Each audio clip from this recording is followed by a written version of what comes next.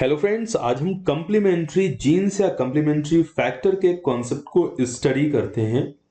चलिए इसको समझने की कोशिश करते हैं। इसे हम इंटरेक्शन ऑफ कंप्लीमेंट्री जीन्स भी बोलते हैं। Interaction of complementary genes. चलिए इसको समझने की थोड़ी सी कोशिश करते हैं। होता क्या है यहाँ पर नॉर्मली क्या होता है। पहले हम इसके रिलेटेड रिसर्च को थोड़ा सा देख लेते हैं। आपने नाम सुना है, एक साइंटिस्ट हैं डब्ल्यू बेटसन और इनके साथ में है आरसी पुनेट।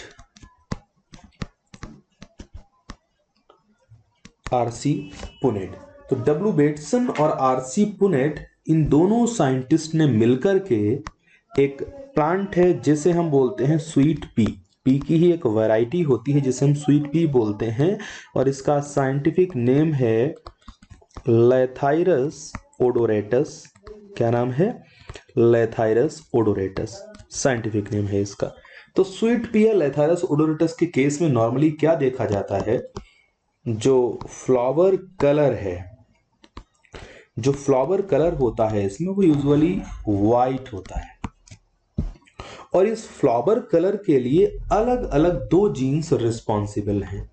देखिए सिंपली, हम जीन का कॉन्सेप्ट आपको पता है। जीन क्या होता है?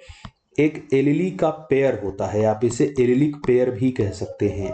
एलीलिक पेयर जो कि सेम क्रोमोसोम पर, सेम पेयर के क्रोमोसोम पर, किस पर होते हैं? सेम पेयर ऑफ क्रोमोसोम पर प्रेजेंट होते हैं। सेम पेयर ऑफ क्रोमोसोम पर होते हैं और आपको यह भी पता होना चाहिए कि सेम लोकस पर भी होते हैं। जैसे अगर हम बात नॉर्मली बेसिक कॉन्सेप्ट की कर लें, जैसे 1 पेयर क्रोमोसोम है तो सेम पेयर के क्रोमोसोम को हम होमोलॉगस क्रोमोसोम बोलते हैं। होमोलॉगस क्रोमोसोम के केस में अगर हम कहें तो क्या होगा यहां पर कि जैसे यहां पर अगर कैपिटल टी है और यहां पर स्मॉल टी है, ठीक है ना, जो टॉलनेस के लिए रिस्पॉन्सिबल है और यहां पर ये है वो डॉर्फनेस के लिए रिस्पॉन्सिबल है, या इन absence of capital T dwarfness show हो जाती है। तो ये सेम एक ही पेयर के दोनों एलील्स हैं, एक ही जीन के। यहां पर क्या होता है, जो फ्लावर कलर होता है, फ्लावर कलर जो व्हाइट होता है वो दो जीन्स के थ्रू कंट्रोल होता है। एक जीन होता है कैपिटल सी। अब चाहे कैपिटल सी कंडीशन हो और चाहे स्मॉल सी कंडीशन हो, दोनों ही कंडीशंस में फ्लावर का कलर व्हाइट होता है। ये एक जीन है।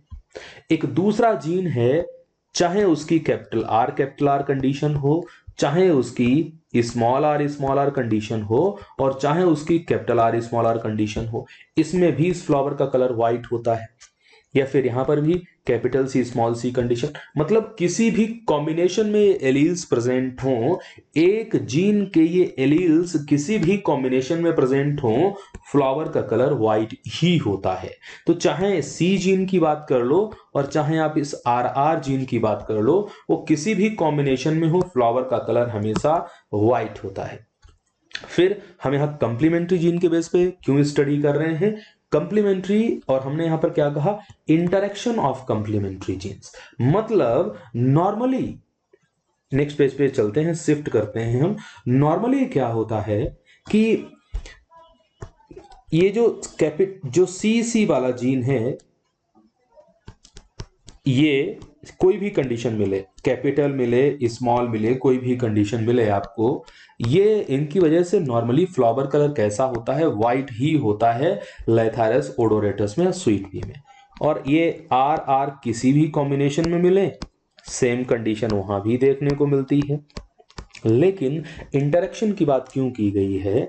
क्योंकि जब ये इनमें से एक फॉर्म कैपिटल सी और कैपिटल आर साथ साथ आ जाते हैं तो दोनों का इफेक्ट कंप्लीमेंट्री होता है, और दोनों के इफेक्ट की वजह से इस कंडीशन में जो फ्लावर प्रोड्यूस होते हैं वो पर्पल कलर के होते हैं। कैसे होते हैं? पर्पल कलर के। चलिए इसको समझने की कोशिश करते हैं। इंटरेक्शन ऑफ जीन्स क्यों कहा गया है?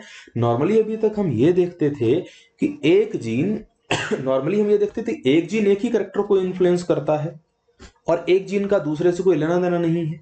जैसे हम अगर कहें कि कैपिटल टी स्मॉल टी ये प्लांट की हाइट के लिए रिस्पॉन्सिबल है। Capital R small R plant के राउंडेड और रिंकल्ड होने के लिए कहीं ना कहीं रिस्पॉन्सिबल है। तो इन दोनों का आपस में कोई लेना देना नहीं है, तो ये नॉन कंप्लीमेंट्री जीन्स हैं एक दूसरे के लिए। लेकिन यहां पर क्या होता है, ये भी फ्लावर कलर के लिए रिस्पॉन्सिबल है, ये भी फ्लावर कलर के लिए रिस्पॉन्सिबल है। दोनों अकेले अकेले जब इफेक्ट दिखाते हैं तो दोनों जगहों पर फ्लावर का कलर कैसा होता है, व्हाइट होता है। दोनों जगहों पर दोनों कंडीशन में फ्लावर का कलर व्हाइट होता है। बट जब दोनों साथ साथ होते हैं तो कंप्लीमेंट्री इफेक्ट शो होता है, दोनों का एक कंट्रीब्यूशन होता है, और जिसकी वजह से फ्लावर का कलर कैसा हो जाता है, पर्पल हो जाता है। ठीक है ना। वो पिगमेंट सिंथेसिस के बेस पर है, किसी दिन पिगमेंट सिंथेसिस से रिलेटेड वीडियो को मैं और आगे बता दूं। तो चलिए इसके कॉम्बिनेशन को समझने की कोशिश करते हैं। देखिए, हाँ, समझने की कोशिश करते हैं। देखिए यहां पर क्या है कि जैसे एक व्हाइट कलर्ड फ्लावर हमने लिया, कौन सा लिया, white colour flower, white colour वाला, मतलब एक ऐसा प्लांट लिया जिसमें व्हाइट कलर के फ्लावर आते हैं, और उसमें कंडीशन क्या है, कैपिटल सी और स्मॉल पी। क्लियर है ना। या फिर मैंने इसका एक पेज इंपोर्ट कराया, इसी पे देख लेते हैं।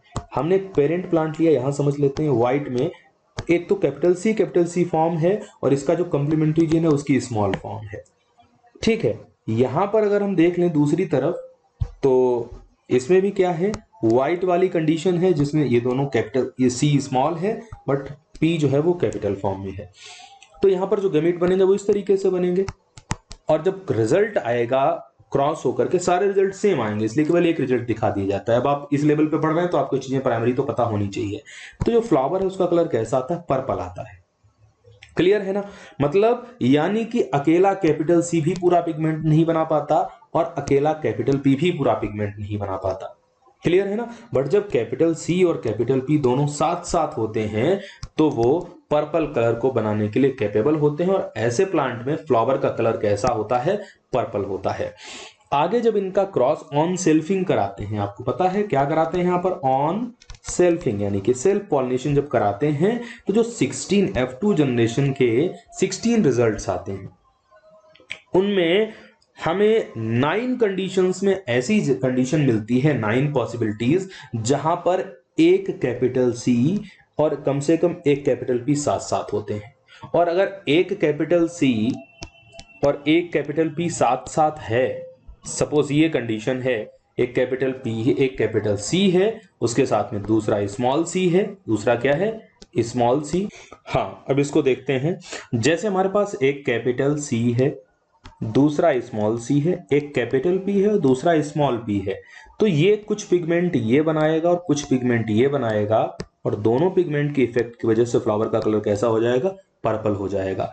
अब अगर एक कैपिटल सी है, दूसरा भी कैपिटल सी है, एक कैपिटल पी है और एक स्मॉल पी है, एक कौन सी कंडीशन है, स्मॉल पी है, तो यहां भी ये पिगमेंट बनाएगा, ये पिगमेंट बनाएगा, ये पिगमेंट बनाएगा। मतलब मिनिमम हमें एक कैपिटल सी और एक कैपिटल पी चाहिए, किसके लिए, पिगमेंट के सिंथेसिस के लिए, ताकि फ्लावर का कलर पर्पल हो सके।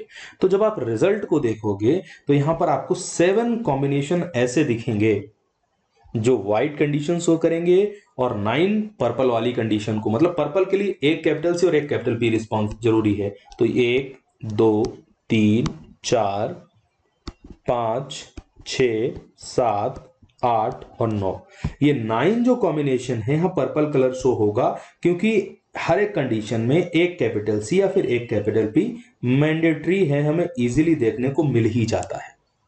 जैसे यहां की बात करें, व्हाइट क्यों है, क्योंकि यहां पर केवल एक कैपिटल सी तो है बट पी की कैपिटल फॉर्म नहीं है। ये व्हाइट क्यों है कि पी की तो कैपिटल फॉर्म है बट सी की कैपिटल फॉर्म नहीं है। क्लियर है ना। तो ओवरऑल ऐसी ही कंडीशन सारी जगहों पर दिखती है। तो ओवरऑल ये जो कंप्लीमेंट्री जीन्स का रेशियो आता है, इसमें जो पर्पल कलर दिखाई देता है वो 9 कंडीशंस में F2 जनरेशन के लिए, और जो व्हाइट कलर दिखाई देता है वो 7 कंडीशंस में F2 जनरेशन के लिए। मुझे उम्मीद है आपको ये टॉपिक